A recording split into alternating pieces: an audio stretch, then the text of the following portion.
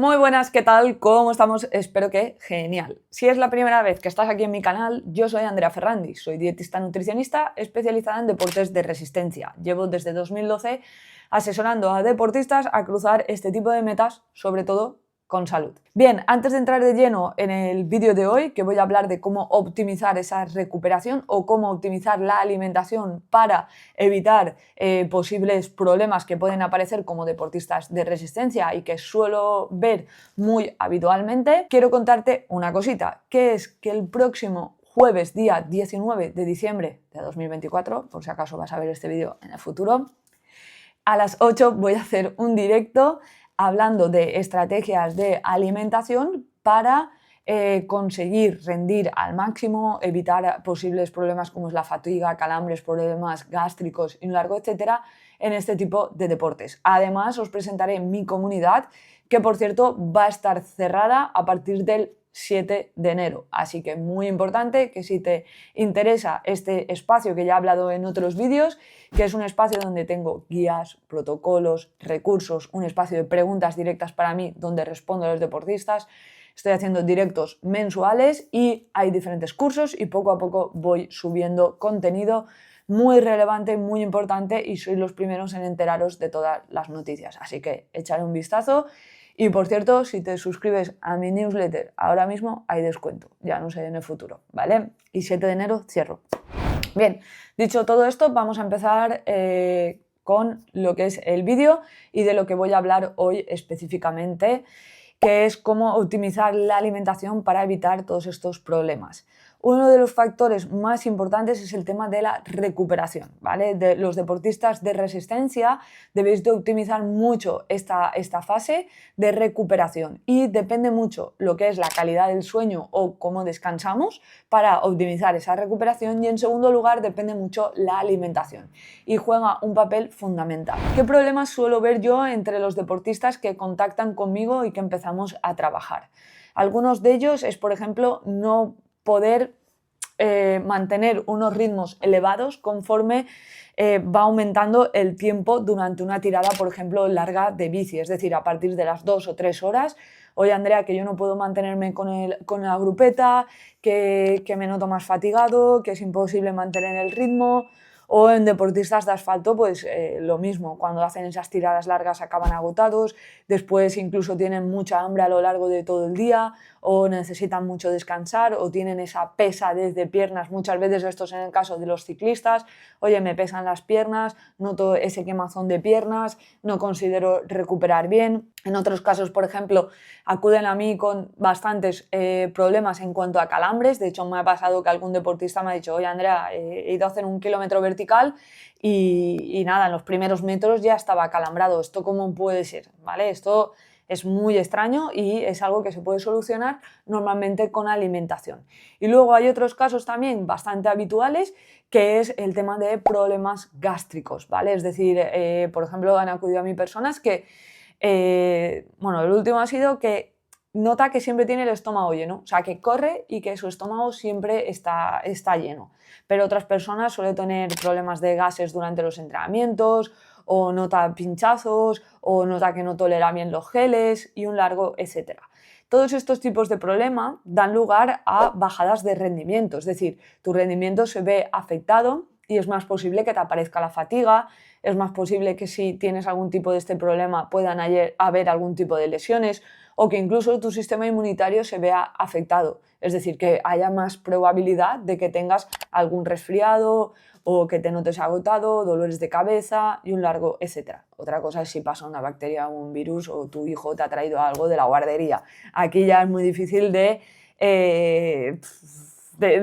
prevenir con alimentación. Pero hay ciertos que sí que podemos prevenir con alimentación y que podemos optimizar al fin y al cabo tu rendimiento, porque hay algo que yo digo muchísimas veces. Oye, si tú comes bien, recuperas bien y optimizas todo esto, tú vas a hacer un mayor número de entrenamientos en correctas condiciones, por lo tanto mejor ejecutados, por lo tanto a largo plazo tu rendimiento va a mejorar y vas a llegar a esa prueba objetivo en mejores condiciones. Y luego ya está la cosa de los que nos ponemos muchos retos a lo largo del año y que necesitamos estar al 300% del año, porque cada vez tenemos un reto, luego recuperamos después de ese reto, nos marcamos el siguiente, que aquí somos muchos, que yo lo sé, deportistas de resistencia, que nos gusta a lo largo de todo el año siempre tener algún objetivo. Vamos a ver específicamente cómo podemos solucionar estos problemas siempre hablando de la alimentación. Yo sé que hay otros factores que juegan aquí un papel, que es el tema del entrenamiento, es el tema del descanso y también el tema mental. Estas tres patas de la silla o de la mesa yo no voy a tratar porque al fin y al cabo ya sabéis que soy nutricionista y hoy voy a hablar específicamente de lo que es la alimentación y cómo podemos optimizar nuestro rendimiento cuidando una serie de aspectos que para mí son fundamentales. Y estos aspectos yo los he clasificado o los he nombrado por mi experiencia, ¿vale? Sí que evidentemente me baso en evidencia científica porque continuamente estoy leyendo estudios y es algo que me gusta muchísimo y que muchos de mis vídeos ya sabéis que están basados en todo esto, pero hoy simplemente he clasificado una lista en función de mi experiencia y lo que he ido viendo a lo largo de estos años. En primer lugar, la mayoría de deportistas que acudís a mí en cuanto al programa Alimenta tu Meta, que es el programa que ya sabéis que es más específico, donde trabajo de manera individual con el deportista, es decir, de 1 a 1, y que actualmente tengo lista de espera, pero estoy tardando 10-15 días en contactar. Bueno, la mayoría que venís a mí venís comiendo bastante bien. ¿Esto qué quiere decir? Sabéis lo que es un alimento saludable y lo que no lo es. Sabéis que hay ciertos alimentos que hay que evitar y ciertos alimentos que sí que hay que aportar, ¿vale? Esto por aquí, correcto. El problema viene que no optimizáis la alimentación en función del tipo de entrenamiento, ¿vale? Es decir, si queremos hilar fino, debemos de comer en función del entrenamiento y el objetivo que estamos realizando. No necesitas lo mismo un día de entrenamiento de fuerza, un día de salida de bici, que un día de unos cambios de ritmo, corriendo, etcétera, ¿vale? Por lo tanto, la alimentación hay que adaptarla a este tipo de entrenamiento, ¿vale? Adaptamos cada uno de los macronutrientes. Primero, calculamos el gasto energético, es decir, un cálculo que es el MIT, que es la cantidad de kilocalorías que predecimos que va a consumir el deportista en función del tipo de actividad y la duración, ¿vale? De la actividad. Y en función de esto calculamos el total de calorías. Después calculamos también el total de calorías en función de edad, sexo, altura, estilo de vida, etcétera, ¿vale? Y en función de esto sabemos lo que va a consumir durante todo el día.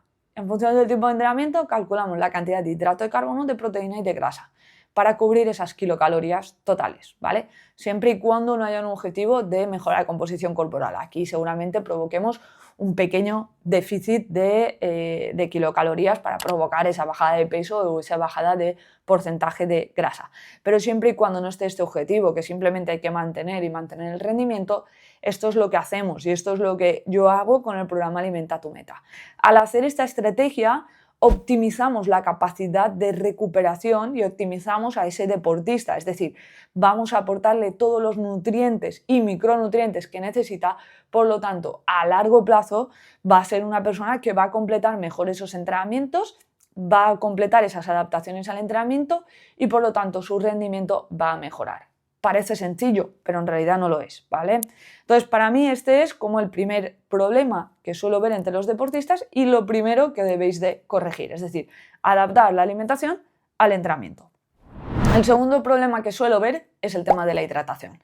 Dependiendo del año, o sea, del momento del año, de la temporada, nosotros necesitamos una cantidad de agua u otra. ¿Por qué? Porque depende de nuestra tasa de sudoración. A mayor tasa de sudoración, mayor necesidad de agua. A menor tasa de sudoración, menor necesidad de agua. No solamente durante los entrenamientos, sino también durante el día a día. Por lo tanto, muy importante conocer este dato. Ya sabéis que en mi canal, de hecho podéis darle al buscador, buscáis tasa de sudoración y podéis ver un vídeo explicando cómo se calcula específicamente y podéis calcular esta tasa de sudoración sin ningún problema y así sabéis a lo largo de la temporada cuánto necesitaríais beber en cada uno de tus entrenamientos. ¿Por qué? Porque uno de los factores más limitantes de rendimiento es la deshidratación durante la actividad. Si vas a hacer tiradas largas, ya sea de correr en montaña o en bici o ir en bici, necesitas este dato y necesitas saber cuánto líquido estás aportando por hora. El tercer error que suelo ver es el tema de la gestión del sodio. Muchas personas me dicen, ay Andrea, yo me tomo una cápsula de sales cada hora. Vale, pero muchas veces no sabéis ni cuánto sodio tienen esas cápsulas, ni si estáis aportando geles con sodio, ni si estáis llevando una bebida isotónica con sodio. No sabéis exactamente cuánto sodio estáis aportando. El rango del sodio normalmente es entre 400 y 1200 miligramos por hora. Va a depender de la época del año, es decir, a mayor tasa de sudoración, mayor necesidad de sodio.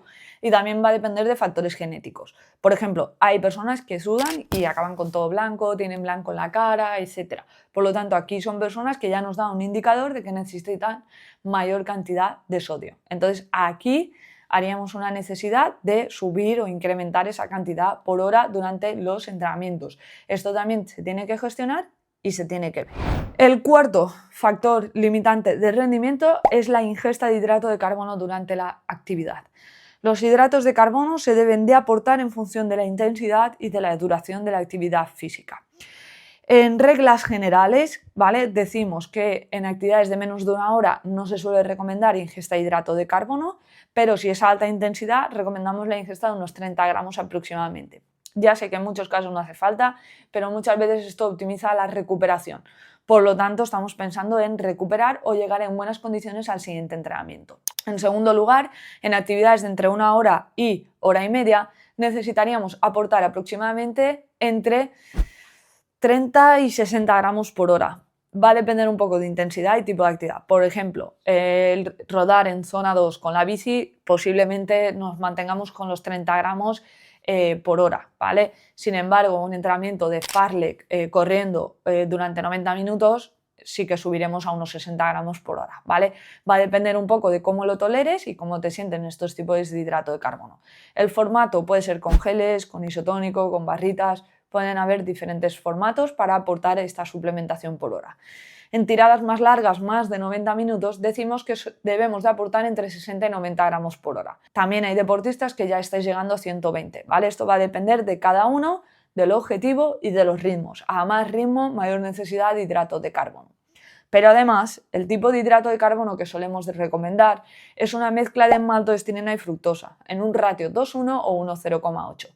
2:1 normalmente en actividades más cortas de duración, es decir, de 1 hora, hora y media, y pasar a 1:0,8 en actividades de más duración o de larga duración. Pero esto sí, siempre maltodextrina y fructosa es lo que solemos recomendar. En caso de que hayan problemas gástricos, como por ejemplo la fructosa, solemos recomendar otros tipos de hidrato de carbono, como es el caso de la ciclodestrina. Tenéis un vídeo en mi canal también hablando sobre la ciclodestrina, así que darle al buscador y mirar lo de la ciclodestrina también. Bien, este es el cuarto problema que yo suelo ver y que es algo que se tiene que gestionar para optimizar al máximo la alimentación y evitar pues, estos problemas que estaba hablando al principio del vídeo. El quinto es la utilización de recuperadores. En mi opinión, un recuperador se utiliza en muy poquitas ocasiones. Por ejemplo, con una actividad muy larga, con una prueba objetivo muy exigente, cuando hay doblajes de entrenamientos, por ejemplo, en menos de 12 horas. Aquí utilizaríamos recuperadores. Y estos recuperadores deben de cubrir unas características, es decir, tienen que ser recuperadores 3:1, es decir, cada 3 gramos de hidrato de carbono, 1 de proteína. Normalmente si el hidrato de carbono es maltodextrina y fructosa, mucho mejor, y si es la proteína whey, muchísimo mejor. Por cierto, tenéis una calculadora por aquí por mi canal, que bueno, voy a dejarla en la descripción del vídeo, de cómo calcular un recovery que deberíamos de tomar en función del peso que tengamos. Aún así, si no se cumple este tipo de entrenamiento, simplemente con la alimentación cubriríamos esa recuperación. Y en mi opinión, en la mayoría de los casos, vamos a optar por la alimentación por encima de utilizar un recuperador comercial, ¿vale? Por lo tanto, ¿cómo recuperaríamos? ¿Qué es lo que nos dice la ciencia y los estudios científicos? Que debemos de recuperar con entre 1 y 1,2 gramos por kilo de peso de hidrato de carbono y entre 0,2 y 0,4 gramos por kilo de peso de proteína. Andrea, ¿esto cómo se traduce? Pues esto se traduce, por ejemplo, con arroz con ternera, unos espaguetis a la boloñesa, si aquí incluimos verdura mejor, alguna ensalada. Podría ser también un porridge con avena, con un cazo de proteína y añadir algo de fruta, como es el caso de un plátano, ¿vale? Hay muchos formatos y muchas maneras de optimizar esa recuperación y dependiendo del momento del día lo utilizaremos de una manera o de otra. Bien, hasta aquí. Estos son los 5 puntos que yo considero más relevantes. Hay otro punto, que para mí es el menos relevante, pero sé que muchos lo estáis esperando, que es el tema de la gestión de la suplementación fuera de los entrenamientos.